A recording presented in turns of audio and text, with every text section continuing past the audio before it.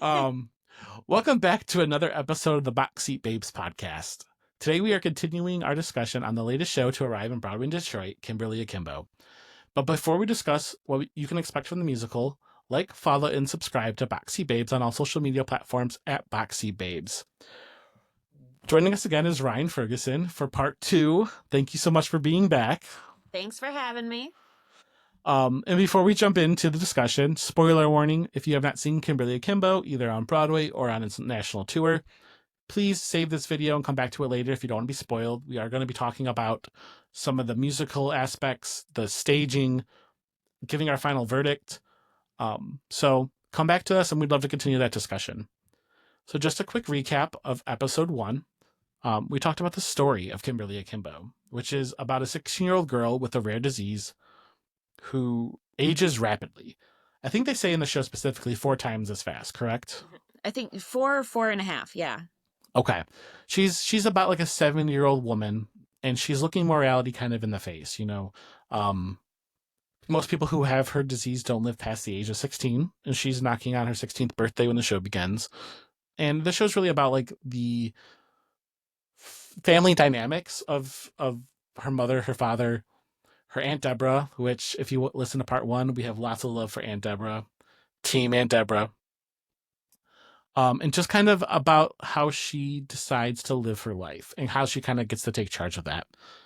So all that's in part 1. If you haven't listened to it, go back and listen to it if you want to hear about the story. But today we're really going to turn towards some of those other aspects of the show, which deserves just as much attention as the story itself. So I'm going to jump right in, asking you a very important question. Okay. Have you ever seen Shrek the Musical? I have not. It's on my list, fair. though. It's on my list. We actually got to start this season with Shrek the Musical. It was the first one that started off August. And the reason I ask is because Janine Tesori, who wrote the music for the show, was the writer for Shrek the Musical. Okay. And as I was listening to the show, you can hear a lot of Shrek the Musical within the lines and like the music of Kimberly Akimbo, which I thought was very interesting. But I don't think anybody who has not seen Shrek the Musical would even pick up on that. Yeah. But just to give you an idea, like Janine Tesori, she wrote Fun Home, which is a 1-act play about a family, a dysfunctional family. She's written music for things like Thoroughly Modern Millie, Caroline or Change. Like there's some really big shows that she has written music for. So without all that background knowledge, what is kind of your impression of the music of Kimberly Akimbo? It's fun and interesting. I think they used it in a way to like move the story along. Mm-hmm. Like it's not one of those ones where, you know, you're in this moment and it's a song about that specific moment. Like I think for me, most of them seemed like they were the piece. Like the story is moving with the song. For sure. And so you're kind of almost skipping over a lot of the day-to-day type stuff with the music, which I think it's interesting. It, you know, talking about like transitions and stuff like that, like on a technical side. I was gonna say that it's interesting because there's a lot of story told in the music.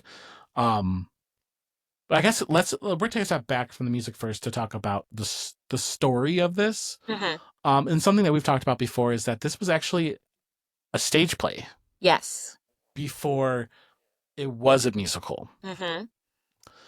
Kimberly Akimbo was originally written as a comedy by David Lindsay Abaire back in 2001, and it wasn't made into a musical until it premiered in 2021. So literally 20 years later from stage to musical. Mm-hmm. What are your thoughts on that transition?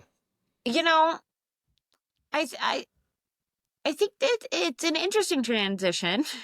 I didn't get to see it as just a stage play, so I think it's hard to kind of pinpoint each one. Now, I was having a conversation with someone over the weekend who she was at the show the night before us, Okay.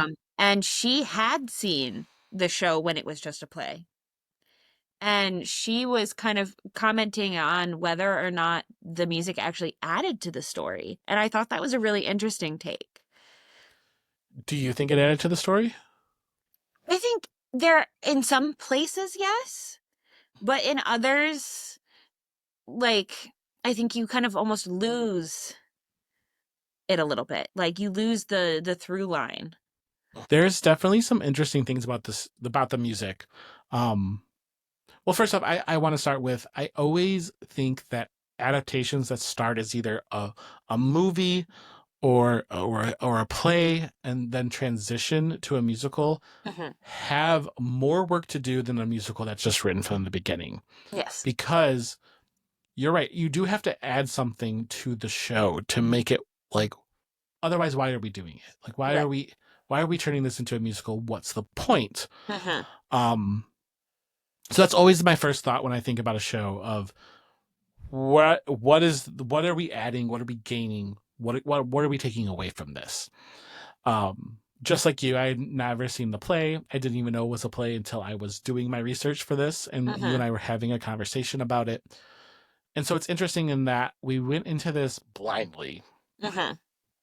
not knowing. And then when we retroactively look back, I was thinking like, yeah, there are times where this music doesn't feel like it feels like the play or the story and the music are going together Mhm. down the stream, but they're not the same stream. If that Yes. makes any sense in my head. I think I can think of an exact like example song too. The one where Kimberly and Seth are like both singing at the same time.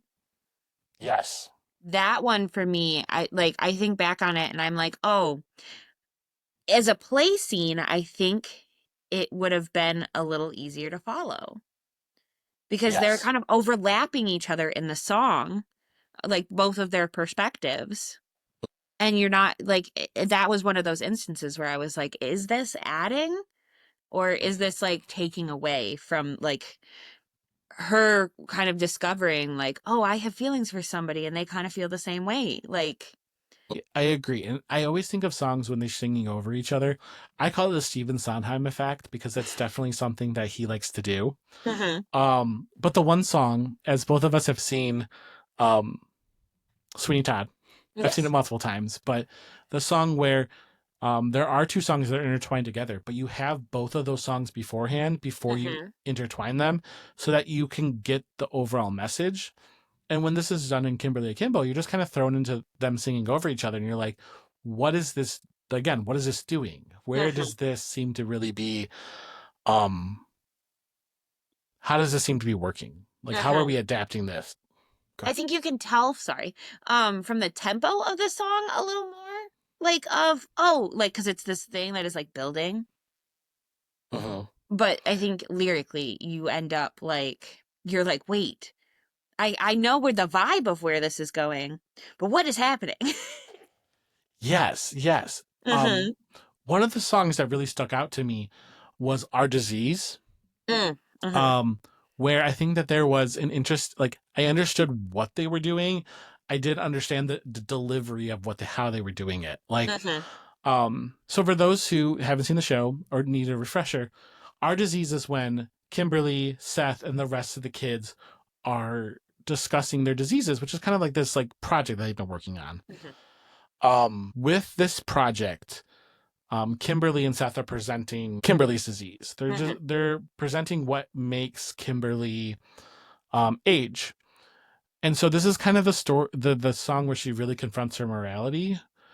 And this is a song where, if I remember correctly, she has a panic attack at the end of Yes. it. And so I understood what they were doing, and then I was like, but you're also talking about diarrhea and throw up, and you're talking about like dysentery, and like Mm-hmm.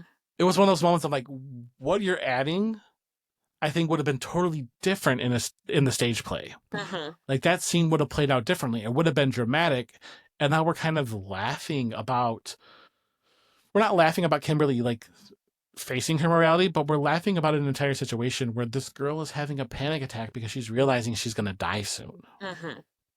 And that's where I really struggled with the music of Kimberly Akimbo. Mm-hmm. At least that's kind of how there were some songs that were great. I'm Right. always going to go back to um, the Aunt Deborah song when she comes in. Mm-hmm. That's a great song. Like that Yeah. was fun. But didn't have to be anything more than just being fun. Right. Do you think the music's fun in the show? There are fun moments, but I think with the tone of the play that a lot of it is a little somber. Sure.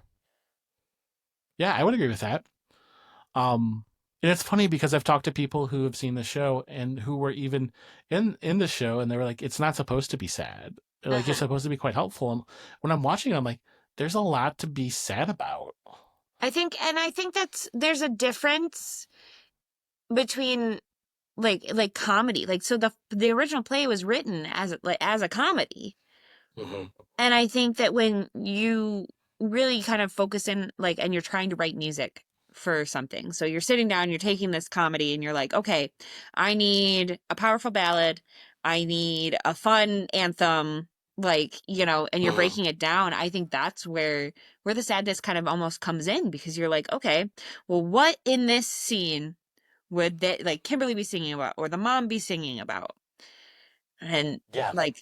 so you're gonna focus in on the things that they might have just made a joke about and moved on in the Hmm. play. I haven't seen it, so I don't know 100%, but I would imagine. Yeah. And you're focusing in on that moment instead of just making a joke and moving on.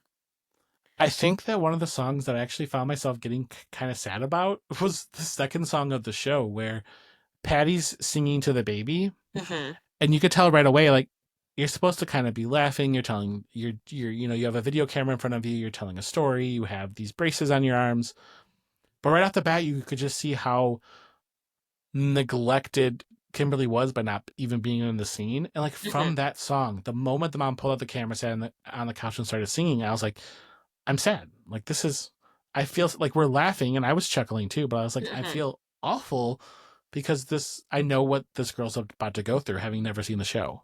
Well, and that's kind of how I felt about the song when she's writing the letter to Hmm. Make-A-Wish. Like Yes. it's this joke and she lands on a treehouse Hmm. because she can't think of anything and I'm just I was sitting there and I was like that's so sad that the only thing you can think about that's your life dream, you're listing all of these things but then you go circle back to treehouse Hmm. because she just she never got to have that childhood that she really wanted because she's been taking care of her parents. Yeah. And it's not because she's aging. It is because Hmm. she's taking care of her parents. Yeah. And like what she wanted is a treehouse. And even a little bit later, when the mom said, "Why would you want a treehouse? Like, why would she want a treehouse?" Right. Like, they didn't understand just like the simple things of like what a child would want. Uh-huh. And so, yeah, I think you're right. Hello, Darling goes right into Make a Wish, and both of those are absolutely sad. Yeah.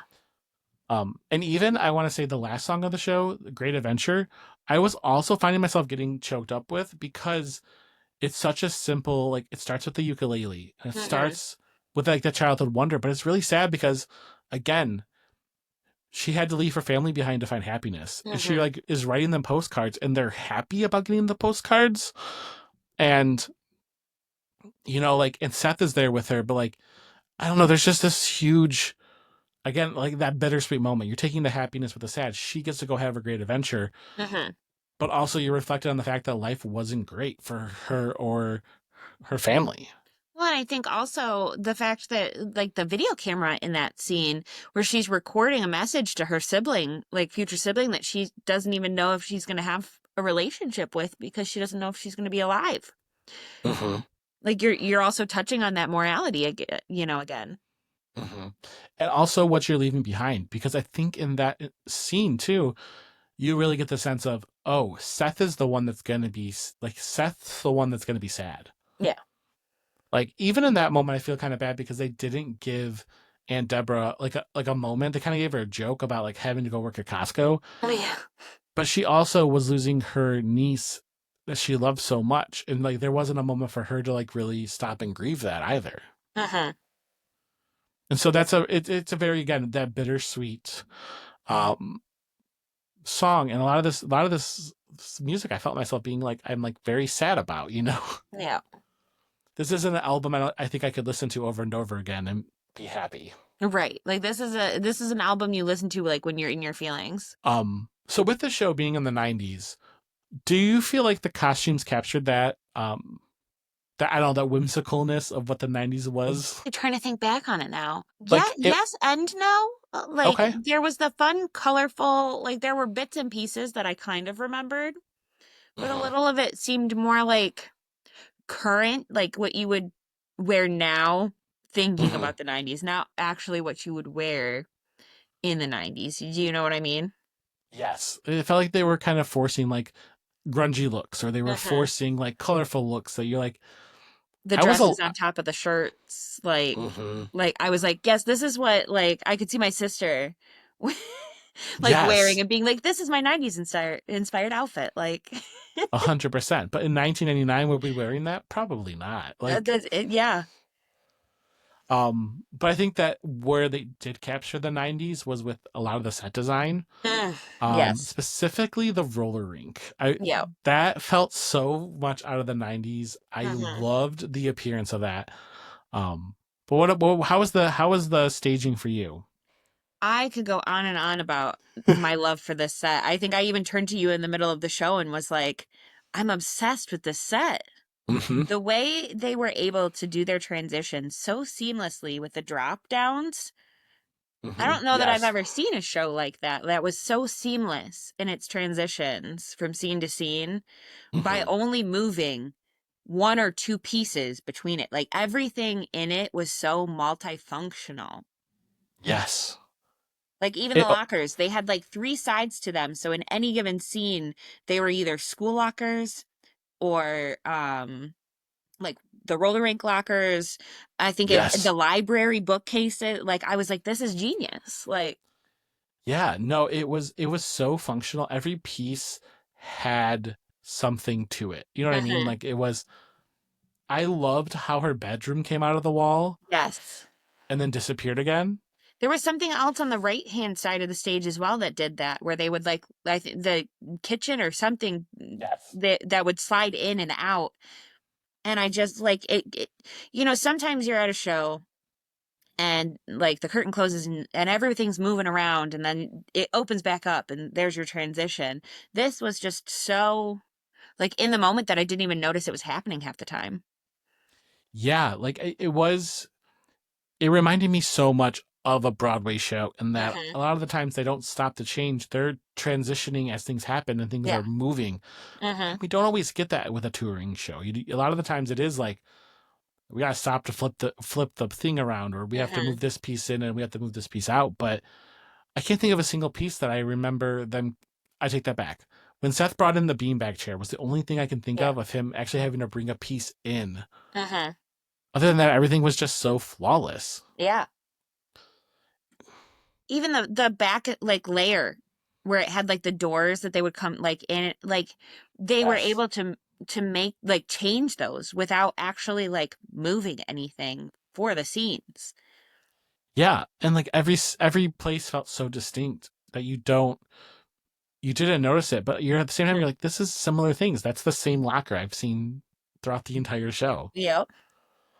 I do think that it also did some really cool things with some lighting, but the thing that's standing out about me with the lighting is the snow, which they had the practical Hmm. snow a little bit, and then they changed from practical to screen snow, like in the Hmm. back, and you didn't even notice that there was a transition with that. It was so smooth. Yep. And all of a sudden you're like, oh, there's no more real snow happening anymore. Yeah. Um, Absolutely, this was some great staging.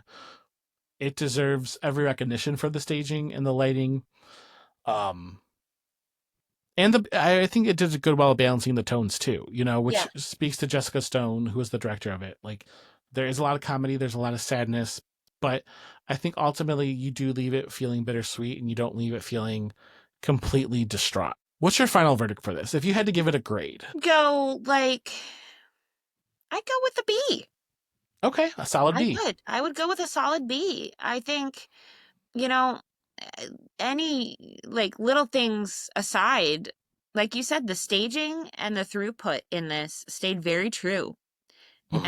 Um, I think it was very well done, and I left like thinking like, wow, that was a pretty deep, like that was a really great show. I was gonna say I didn't see anybody leaving looking angry or upset. Yeah. Like there was a bit of dancing, there was a bit of excitedness, there was a lot of smiles.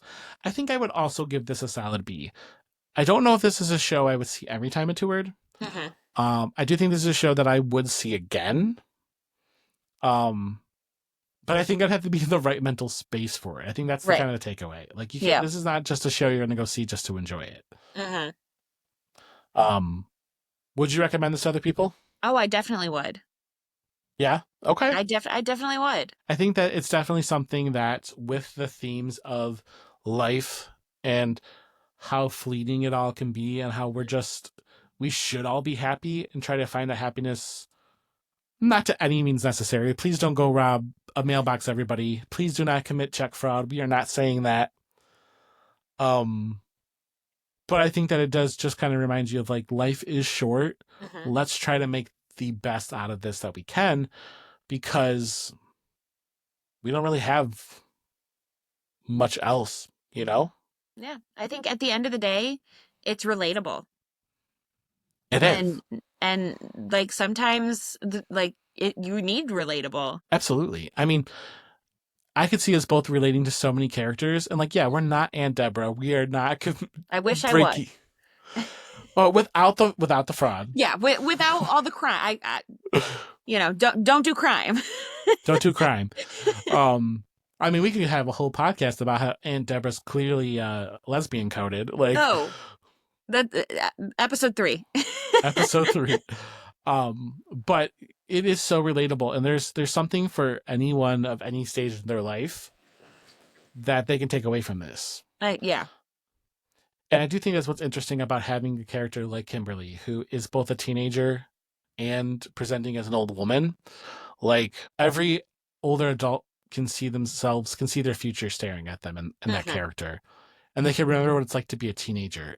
And they can, the cross section of what that is. And I think all of us think about our morality at some point. I think I found myself thinking about my morality after this show. And I was thinking about like, well, we're all going to die soon.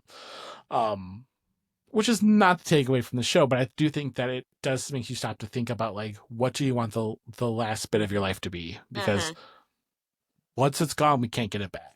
True. I think another prime example of that too is that scene towards the end where Aunt Deborah's looking at the classmates and she's like, listen, I'm going to save you guys 12 years of your life right in this moment. Gay, straight. Like, you're welcome. You're welcome. And then just walks off stage. Like, but first off, that scene is probably the most relatable, because I was like, man, I wish somebody would have told me I was gay when I was 15. Yeah. I wish we could have all just pulled off that Band-Aid and not had to worry about it all.